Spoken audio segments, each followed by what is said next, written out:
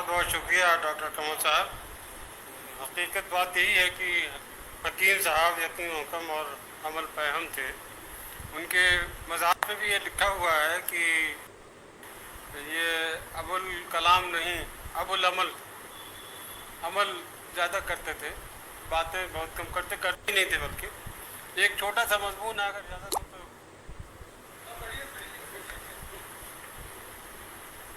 میں لکھتا رہتا ہوں، لیکن کچھ ایسی چیز ہے جو بار بار پڑھنے کی بھی ہوتی ہے. حکیم عبدالحمید بنیادی طور پر ماہر طب یونانی تھے، لیکن انہوں نے زندگی کے تمام شعبوں، خاص طور سے صحت اور تعلیم کے میدان میں وہ کارنامہ انجام دیا ہے جس کی مثال نہیں ملتی. حکیم عبدالحمید 14 ستمبر 1908 کو دہلی میں پیدا ہوئے. ان کے والد حافظ عبدالمجید کا 1922 میں انتقال ہو گیا. اس وقت حکیم صاحب کی عمر صرف 13 سال تھی. ہمدرد دواخانہ لال کنواں کا افتتاح بھی نہیں ہوا تھا. حکیم عبدالحمید کی تعلیم بھی پوری نہیں ہوئی تھی. 5 سال کی عمر میں مدرسہ عثمانیہ فاٹک حبس خان میں داخلہ لیا. 2 سال بعد چوڑی والان کے اسکول میں داخل کرا دیا گیا. 6ٹھی جماعت کے لیے اینگلو عربک اسکول میں داخل ہوئے. تحریک ترک موالات کے دوران حکیم صاحب کی تعلیم کا سلسلہ منقطع ہو گیا. 1925 میں طبیہ کالج میں داخلہ لیا. 3 سال کی تعلیم پوری کی. کسی مضمون میں کم نمبر آئے تو اس کے لیے حکیم اجمل خان صاحب سے ملنے ان کے مکتب گئے. وہاں انہوں نے حکیم اجمل خان کے مکتب میں مریضوں اور ادویات کا بھرپور جائزہ لیا. ان 4-5 گھنٹوں میں حکیم عبدالحمید کی زندگی پر گہرا اثر ڈالا. اسی نہج پر جو انہوں نے وہاں پہ جائزہ لیا تھا، حکیم عبدالحمید ہمدرد دواخانے کے فروغ میں لگ گئے. ہمدرد دواخانے کے ساتھ ساتھ دواسازی کا بہترین انتظام کیا، جس سے طب یونانی کے میدان میں انقلاب آ گیا. یونانی دواسازی کے لیے جدید طرز پر غازی آباد، مانسر اور دہلی کے اوکھلا انڈسٹریل ایریا میں فیکٹریاں قائم کی گئیں. ٹیبلٹ اور کیپسول بننے لگے. یونانی اور ایلوپیتھی میں تصادم نہیں بلکہ ہم آہنگی پیدا کی. بخار، بلڈ پریشر اور خون کی جانچ کے لیے ایلوپیتھی کی مشینوں کی مدد لی گئی. اس کی مثال قائم کرنے کے لیے حکیم صاحب نے آصف علی روڈ پر ہمدرد نرسنگ ہوم قائم کیا. اس میں ایلوپیتھی اور یونانی دونوں طریقے علاج کو رائج کیا. اسے بعد میں مجیدیہ اسپتال میں منتقل کر دیا گیا. مجیدیہ اسپتال میں یونانی اور ایلوپیتھی دونوں طریقے علاج کا انتظام کیا گیا. حکیم عبدالحمید صاحب 3 جگہ مطب کرتے تھے. 3 دن لال کنواں، 2 دن آصف علی روڈ اور 1 روز ہمدرد نگر میں، جہاں جس دن حکیم صاحب مطب کرتے مریضوں کی لائن لگ جاتی. الصبح لوگ حکیم صاحب کو دکھانے کے لیے پہنچ جاتے.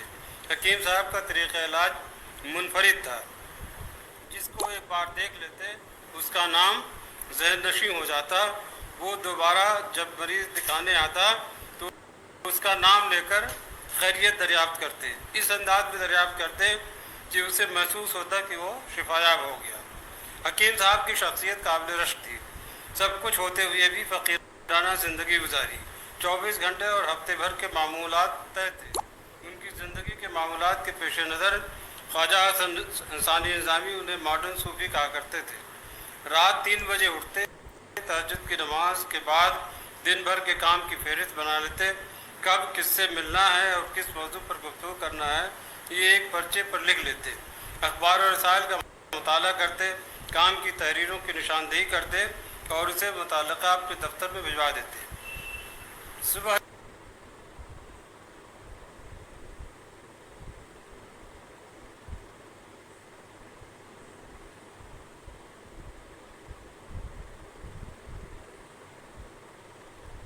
کھاتے نہ پیتے، میزبان کا دل رکھنے کے لیے کوئی خشک چیز منہ میں رکھ لیتے. ڈنر جلدی کرتے اور سو جاتے. یہ چیزیں شاید کہیں نہ ملیں. ہمدرد دواخانے کی توسیع کے ساتھ فلاحی اور تعلیمی مشن کو بھی فروغ دینے کا منصوبہ تیار کیا. اور دہلی وہاں جب تغلق آباد جاتے تھے تو ایک جگہ انہوں نے بنا لی تھی اپنے لیے. وہاں پر رات بھر رہتے تھے اور یہ تمام منصوبے وہیں اکیلے بناتے تھے. دہلی والوں کے لیے مکتب سے لے کر پی ایچ ڈی کی ڈگری تک کا انتظام کیا۔ لڑکیوں کی تعلیم کے لیے پرانی دہلی کے علاقے میں رابعہ گنج پبلک اسکول قائم کیا۔ سنگم بہار میں تعلیم آباد کیا، جہاں ہمدرد پبلک اسکول میں نرسری سے لے کر سینئر سیکنڈری اسکول تک بہترین تعلیم کا بندوبست کیا۔ اپنے تعلیمی اور فلاحی کاموں کے لیے حکیم صاحب نے ہمدرد نیشنل فاؤنڈیشن انڈیا بنایا، جس میں دواخانے کی آمدنی کا بڑا حصہ منتقل کر کے تعلیمی اداروں کے قیام اور انصرام کا بندوبست کیا۔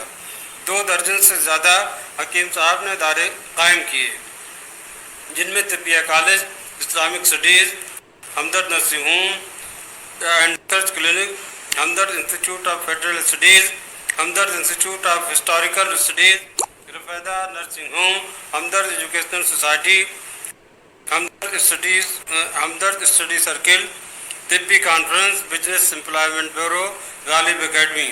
اس کے بہت سارے ادارے جامعہ ہمدرد میں قائم ہوا تو اس کا حصہ بنا دیے گئے۔ کچھ آزادانہ طور پر کام کر رہے ہیں، جیسے غالب اکیڈمی ہے۔ حکیم عبدالحمید نے جتنے ادارے قائم کیے اس کی مثال کہیں اور نہیں ملتی۔ سر سید احمد خان کا نام ضرور لیا جا سکتا ہے۔ دونوں بزرگوں نے ہندوستان کے لیے جو کارنامے انجام دیے ہیں انہیں کبھی فراموش نہیں کیا جا سکتا۔ سر سید احمد خان کا کام 1857 کے بعد کا ہے اور حکیم عبدالحمید کا کام 1947 کے بعد کا۔ دونوں ہی سال ہندوستان کی تاریخ میں بہت اہم ہیں۔ 1857 میں برطانیہ کو ہندوستان پر غلبہ حاصل ہوا۔ 1947 میں ہندوستان تقسیم ہو کر آزاد ہوا۔ دونوں کے پس منظر میں پونچکاں تباہی، بربادی اور تاراجی کی داستان ہے۔ 1857 میں ہندوستانی سپاہیوں اور عوام کو تحقیق کیا گیا، پھانسی کے پھندے پر لٹکایا گیا۔ 1947 میں فرقہ وارانہ فسادات برپا ہوا، بے شمار جانی نقصان ہوا، ہزاروں سال کی گنگا جمنی تہذیب کو ختم کر دیا گیا۔ ہجرت کا سلسلہ شروع ہوا، مسلمانوں کا تعلیم یافتہ طبقہ ہندوستان چھوڑ کر پاکستان چلا گیا۔ 1857 میں برطانیہ کی براہ راست حکومت قائم ہوئی۔ آزادی کی جنگ میں انگریزوں نے مسلمانوں کو قصوروار سمجھا، ان سے انتقام بھی لیا۔ سر سید احمد خان نے اسباب بغاوت ہند لکھ کر مسلمانوں کو اس الزام سے بری کرانے کی کوشش کی۔ ہندوستان خاص کر مسلمانوں کو پستی سے نکالنے کے لیے حصول تعلیم پر توجہ دی، اسکولوں کے قیام کا سلسلہ شروع کیا۔ آکسفورڈ اور کیمبرج کی طرز پر اینگلو محمڈن اورینٹل اقامتی کالج علی گڑھ میں قائم کیا، جو بعد میں علی گڑھ مسلم یونیورسٹی کے نام سے مشہور ہوا۔ 1947 کا سال ہندوستان کی آزادی اور خوشی کا ہے۔ تقسیم آزادی نے کی خوشی کو مان کر دیا اور فرقہ وارانہ فسادات ہونے لگے۔ کسی نہ کسی صورت میں ہر ہندوستانی متاثر ہوا۔ حکیم عبدالحمید کے چھوٹے بھائی حکیم محمد سعید ہجرت کر کے پاکستان چلے گئے۔ ہندوستان کا بیشتر مسلم تعلیم یافتہ پاکستان چلا گیا۔ ہندوستانی معاشرے میں تقریباً وہی صورتحال پیدا ہو گئی جو 1857 میں تھی۔ 1947 میں جب ہجرت کر کے لوگ جا رہے تھے، حکیم صاحب تعلیمی ادارے قائم کرنے کے لیے تغلق آباد میں زمینیں خرید رہے تھے۔ حکیم صاحب نے تعلیم کے ساتھ ساتھ تربیت کا خاص خیال رکھا، ایسے کورسز شروع کیے جس کو مکمل کرنے پر ملازمت ملنے میں آسانی ہو۔ B U M S, B pharma, B C A, B tech, nursing, M A, M B A وغیرہ ایسے کورسز ہیں جن کو پورا کرنے سے ملازمت مل جاتی ہے۔ حکیم صاحب کا ایک خاص موضوع ادب بھی تھا۔ غالب ان کے پسندیدہ شاعر تھے۔ غالب کے نام سے انہوں نے ایک اکیڈمی بنا ڈالی، جس کا افتتاح 22 فروری 1969 کو ہوا۔ 1969 کو ہوا اور اس کا افتتاح اس وقت کے صدر جمہوریہ ڈاکٹر ذاکر حسین نے کیا تھا۔ حکیم صاحب نے غالب اکیڈمی کا منصوبہ 1930 میں بنایا تھا۔ مزار غالب کے پاس 1930 میں زمین بھی خرید لی تھی، لیکن اس کی عمارت غالب کے انتقال کے 100 سال پورے ہونے پر تیار ہوئی۔ اکیڈمی کا خاص مقصد غالب کی شاعری، زندگی اور ان کے عہد پر ریسرچ تھا۔ اس کے لیے حکیم صاحب 1930 سال سے ہی کام کر رہے تھے۔ ان کو غالب سے متعلق تحریری شکل میں جو کچھ بھی ملتا، کتاب یا رسالہ मसाले की सूरत में उसे महफूज कर लेते। हकीम साहब के ज़ख़ीरे से एक लाइब्रेरी वजूद में आ गई। 1969 में मशहूर मारूफ artist Satish Gujral, सादिक़ैन, M F Hussain, Amina Ahuja वगैरह से गालिब के अशार पर मबनी पेंटिंग्स भी बनवाई। गालिब के मुआसिरीन की तस्वीर से एक म्यूज़ियम भी कायम हो गया। उस अहद के मशहूर मारूफ स्कॉलर्स की किताब की गालिब पर किताब भी शाये की गई। एक ऑडिटोरियम जिसमें हम लोग हैं इस वक्त मौजूद हैं भी बनाया गया, जिसमें उर्दू और गालिब पर सेमिनार, मज़ाक़रे, मुशायरे वगैरह होने लगे। उर्दू अदब के फ़रोग़ में गालिब अकेडमी को अहम इदारे का दर्जा हासिल है। हकीम साहब ने गालिब पर बहुत बड़ा ज़ख़ीरा जमा किया था, जिससे कई किताबें वजूद में आईं जो गालिब के ज़माने से मुताल्लिक़, उनकी शायरी से मुताल्लिक़ और उनके ख़ुतूत से मुताल्लिक़ हैं। गालिब अकेडमी में हकीम साहब ने उर्दू वालों के लिए तकनीकी कोर्सेज़ की गुंजाइश भी निकाल ली। उर्दू किताबत, ख़त्ताती और टाइप, शॉर्ट हैंड की क्लासेस का इंतज़ाम किया, जिसे सीख कर यहाँ के तलबा को मुख्तलिफ़ सरकारी दफातर में मुलाज़त मिली। जब टाइप की जगह कंप्यूटर आया तो हकीम साहब ने उर्दू कंप्यूटर कोर्स का भी इंतज़ाम किया, जिससे तलबा को मुलाजमत मिलने में आसानी हुई। ज़बान से मुताल्लिक़ हकीम साहब की अपनी पॉलिसी थी। वो आसान ज़बान पसंद करते थे।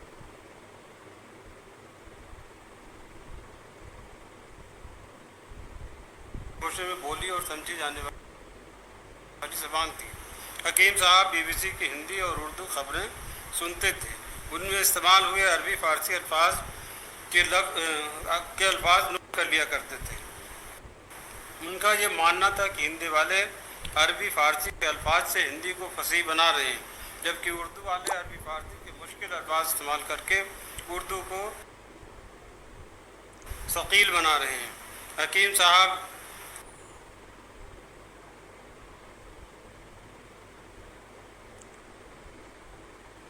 हिंदुस्तानी के नाम से गालिब अकेडमी में एक प्रोजेक्ट भी शुरू किया था, जिसके तहत हिंदी और उर्दू अदब में आसान शायरी के नमूने तलाश किए गए थे।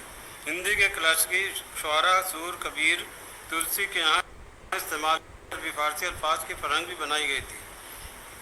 गालिब अकेडमी में मनसूबा तहक़ीक़ व इस्तिलाहात के तहत कीमिया, तबीयात, हयातियात की 2,000 अल्फाज के मुतबादिल गैर मुल्की और हिंदुस्तानी ज़बानों में मुस्तमल इस्तिलाहात भी इज़ा की गई थी।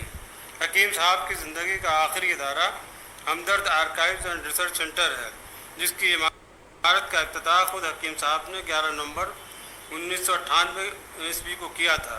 उसकी अजीम शान इमारत का बेशतर हिस्सा हकीम साहब की हयात में तैयार हो गया था। इस सेंटर का मकसद हमदर्द की कमोवेश सदी भर की तारीख को दस्तावेज़ के साथ महफूज किया जा सके। हमदर्द के इदारों की तफसील, दवाखाने की तारीख दस्तावेज़ और प्रोजेक्ट मुकम्मल नहीं हो सके, उनका सारा मवाद एक जगह रखा जा सके और उन पर रिसर्च के दरवाजे खुल सकें। हकीम साहब की आदत थी कि याददाश्त के तौर पर छोटे से कागज़ पर लिख लिया करते थे, उसे वो ज़ाया नहीं करते थे। वो सब अभी भी महफूज है। उनकी मदद से रोज़नामचा भी तैयार हो सकता है। हकीम साहब बेशुमार फाइलें छोड़ गए हैं। उनकी छानबीन और दर्जाबंदी इसी सेंटर में हो रही है। हकीम अब्दुल हमीद इदारा साज थे। हिंदुस्तान की तालीमी पसमानदगी की उन्हें फ़िक्र थी। उनके सामने अलीगढ़ मुस्लिम यूनिवर्सिटी और जामिया हमदर्द, जामिया मिल्लिया इस्लामिया की मिसाल मौजूद थी। सर सैयद अहमद ख़ान अलीगढ़ मुस्लिम यूनिवर्सिटी ओरिएंटल कॉलेज को ऑक्सफोर्ड के तर्ज पर बनाना चाहते थे। इसके लिए उन्होंने चंदा जमा किया और अहले इल्म की एक जमात तैयार की। जामिया मिल्लिया इस्लामिया का क़याम एक ऐसे इदारे की हैसियत से हुआ जो हुकूमत से अदम इश्तराक के तौर पर हुआ। ये काम अहले खैर हजरात के चंदे से हुआ। यहाँ का तर्ज तालीम हिंदुस्तानी था। गांधी जी, मौलाना मोहम्मद अली जौहर, मुख्तार अहमद अंसारी वगैरह की कोशिशों से ये इदारा वजूद में आया।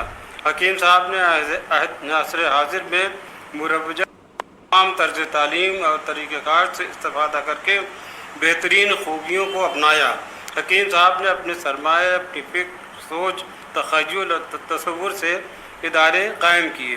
हमदर्द यूनिवर्सिटी के बारे में professor Rashid Zafar, साबिक़ vice chancellor हमदर्द यूनिवर्सिटी, लिखते हैं کہ تمام دنیا کی یونیورسٹیوں کی تاریخ کے متعلق تو میں اس وقت کچھ نہیں کہہ سکتا، لیکن جنوبی ایشیا کی تقریباً 300 یونیورسٹیوں میں کوئی بھی یونیورسٹی ایسی نہیں ہے جسے ایک شخص سے اپنی دھن سے بغیر کسی چندہ وغیرہ کے قائم کیا ہو، خواہ وہ یونیورسٹی کے کانسیپٹ کے متعلق ہو، اس کے زمین کے انتخاب اور وصولی کی کوشش ہوئی ہو، سنگ بنیاد کا سوال ہو جسے ہندوستان کے پہلے وزیر اعظم پنڈت جواہر لال نہرو نے رکھا تھا، اور اس کی پہلی بلڈنگ کا افتتاح ان کی صاحبزادی مسز اندرا گاندھی نے کیا، اور آخر میں یونیورسٹی کا افتتاح ان کے صاحبزادے راجیو گاندھی نے کیا۔ یہ نادر کارنامہ وقف کی آمدنی کے ذریعے کیا گیا، جو تاریخ وقف کا ایک پہلا کارنامہ ہے۔